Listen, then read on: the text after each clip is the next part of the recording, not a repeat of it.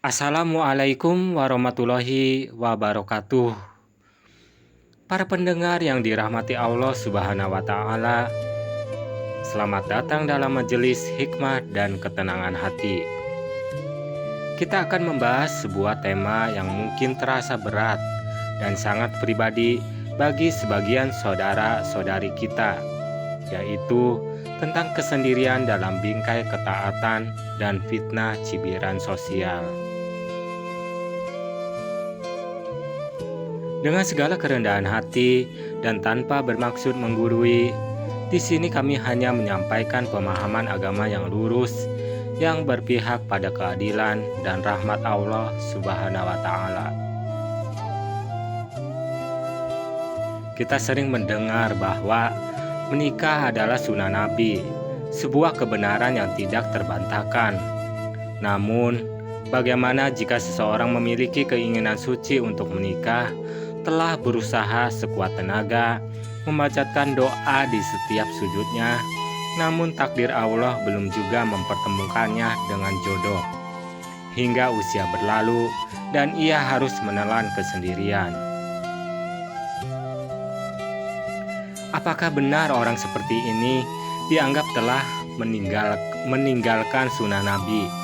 Dan bagaimana seharusnya ia menyikapi cibiran dan penghinaan dari orang-orang sekitar yang tidak memahami perjuangannya?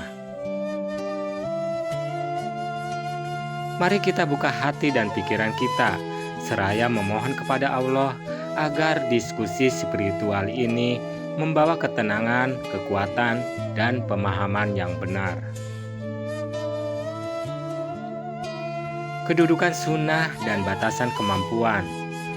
Saudara-saudaraku yang mendengarkan dengan penuh harap, mari kita tegaskan terlebih dahulu. Menikah adalah sunnah Nabi Shallallahu Alaihi Wasallam dan termasuk fitrah insani. Rasulullah Shallallahu Alaihi Wasallam bersabda, "Menikah adalah sunnahku. Siapa yang membenci sunnahku, maka ia bukan golonganku." Namun, kita harus memahami hadis ini dengan pemahaman yang utuh, adil, dan berlandaskan kasih sayang Islam. Para ulama menjelaskan bahwa sunnah Nabi hanya gugur dari seseorang jika ia menolak atau membenci sunnah tersebut, padahal ia mampu melaksanakannya. Lalu, bagaimana dengan orang yang tidak menikah karena ketidakmampuan? 1. Ketidakmampuan fisik. Orang yang tidak mampu secara fisik atau finansial untuk menikah, Rasulullah Shallallahu Alaihi Wasallam telah memberikan solusi yang jelas, yaitu dengan berpuasa. Puasa berfungsi sebagai perisai menahan diri dari syahwat dan bukan berarti ia dianggap meninggalkan sunnah. 2. Ketidakmampuan menemukan jodoh atau kasus Anda mungkin. Inilah poin kuncinya. Seseorang yang telah berusaha mencari jodoh dengan cara-cara yang halal, telah berdoa dan memohon kepada Allah dengan sungguh-sungguh, namun takdir Allah belum berpihak padanya, maka ia sama sekali tidak tergolong sebagai orang yang membenci sunnah Nabi. Sesungguhnya orang tersebut telah melaksanakan sunnah sebatas kemampuannya, yaitu dengan menjaga niatnya agar tetap suci, berusaha mencari pasangan, dan yang paling utama menjaga kehormatan dirinya dari perbuatan haram. Niat yang tulus dan usaha yang maksimal sudah dicatat sebagai pahala. Ingatlah, pernikahan adalah takdir Allah. Takdir ini tidak akan datang hanya karena keinginan, tetapi karena kehendaknya. Seseorang yang tidak menikah karena takdir, sementara hatinya menginginkan dan ia terus berusaha, sesungguhnya ia sedang menjalani ujian keimanan yang amat tinggi. Ia bukan pelanggar sunnah, melainkan hamba Allah yang sedang berjuang menundukkan takdirnya dengan ridho.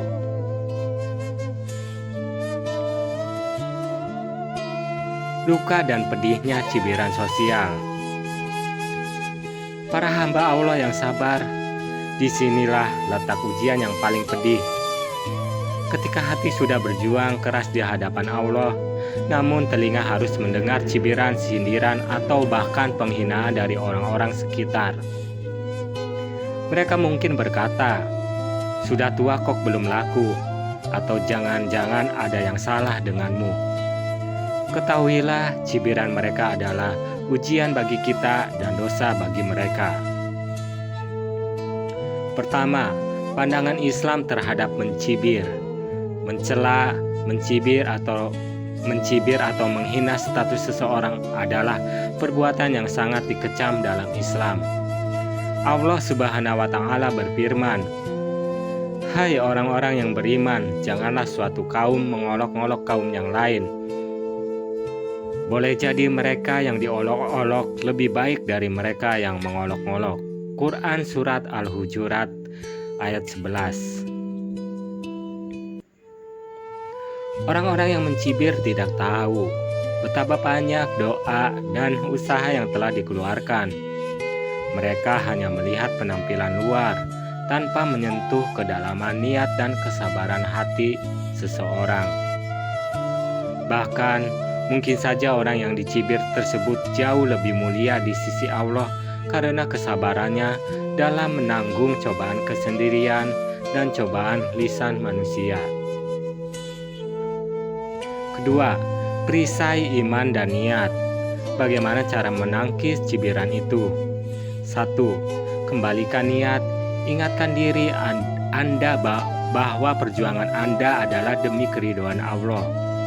Kebahagiaan dan harga diri Anda tidak ditentukan oleh status menikah di mata manusia, tetapi oleh kualitas hati Anda di hadapan Sang Pencipta. 2. Bersabar dan memaafkan. Telanlah rasa sakit itu. Semakin besar kesabaran Anda atas cibiran manusia, semakin besar pula pahala yang Allah siapkan. Ucapkan, "Innalillahi wa innalillahi roji'un." Sesungguhnya kami milik Allah dan kepadanya kami kembali. Dalam hati, karena semua kata-kata pahit itu hanyalah ujian sementara di dunia yang fana ini. 3. Fokus pada kebajikan lain. Selama dalam masa penantian, fokuslah untuk mengisi hidup Anda dengan ibadah lain, berbakti pada orang tua, berpuasa sunnah, menambah ilmu agama, atau berkarya. Ini adalah cara Anda membuktikan bahwa kesendirian bukanlah kekosongan, melainkan kesempatan emas untuk lebih dekat kepada Allah tanpa terbebani tanggung jawab rumah tangga. Bagian 3. Kekuatan hati dan hikmah di balik takdir. Saudara-saudaraku yang kuat dan teguh, terakhir, mari kita renungkan hikmah terdalam dari takdir ini. Mengapa Allah menangguhkan jodoh padahal kita telah berusaha dan berdoa? 1. Menghindari keburukan yang tersembunyi. Mungkin saja jika Anda menikah pada saat ini, pasangan yang Anda dapatkan justru akan membawa kemudaratan bagi agama atau kehidupan Anda di masa depan. Allah Subhanahu wa Ta'ala menahan kebaikan yang Anda minta demi menghindarkan Anda dari keburukan yang Anda tidak ketahui.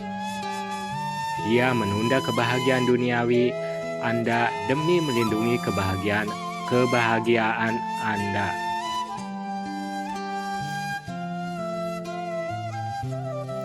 2. Menjaga kualitas jodoh. Boleh jadi Allah sedang mempersiapkan Anda untuk seseorang yang sangat istimewa, yang baru akan hadir pada waktu yang paling tepat. Persiapan ini membutuhkan waktu, baik untuk Anda maupun calon pasangan Anda. Tetaplah berprasangka baik, husnudzon kepada Allah Subhanahu wa Ta'ala. 3. Puncak ketaatan. Tahukah Anda, seseorang yang terus berdoa, terus berusaha, namun terus bersabar dan berbaik sangka meskipun hasilnya belum sesuai harapan, adalah hamba yang mencapai puncak ketaatan. Ia beriman bahwa Allah Maha Tahu dan Maha Bijaksana atas setiap takdir yang ditetapkan.